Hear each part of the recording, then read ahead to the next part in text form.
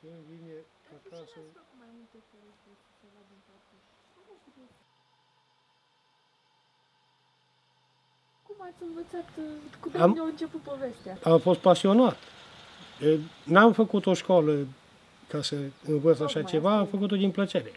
Deci, Prima dată am lucrat la părinți acolo de sus, nu era căsătorit. Am făcut draperii pe la casă de roata, bani niște lădițe de flori, ba un drag ba altul, și numai bine atunci i-am tăiat degetele. La 19 ani i-am tăiat degetele și acum, în primăvară, le-am reușit pe toate. O mică neatenție. Și cum a fost cât ați fost în spate? Din 2006 până în 2009. Și în 2009 cu criza, n-am mai găsit de lucru și a fost... Și acolo ce făceați? La construit de căs. Zidărie, confecții metalice am făcut. De toate. Știați să le faceți înainte să mergeți? Erau mulți români? Erau destui. Și lucram... Ardeleni? Da, de aceea din sat am fost 8. Am învățat spaniola, în 3 luni de zile am învățat să vorbesc, că eram ca legat de limbă. Și cum v-ați înțeles cu spaniolii? Păi, la început mă traducea, că știau. Ca oameni, cum v-ați înțeles? Foarte bine, foarte bine. Încă poate mai bine ca cu românii. Așa era. Nu cred. Da. Da, v-ați întors. Și am învățat. Păi, a fost A fost greu după ce v-ați întors să munciți? Dar am găsit la patronul la care lucru acum. Și am lucrat 2 ani. După aia eu am avut niște lucrări și n-am mai mers. Și acum m-au chemat el iară înapoi. Are nevoie de mine.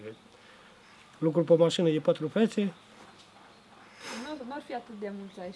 Câți mai sunt care știu să facă în zonă? Ce faceți dumneavoastră? Băi, nu mai este niciunul pe aici pe sat. Vedeți? De-astea cu strungul, cu de-astea nu mai lucră nimeni. Și deci de câți ani lucrați așa?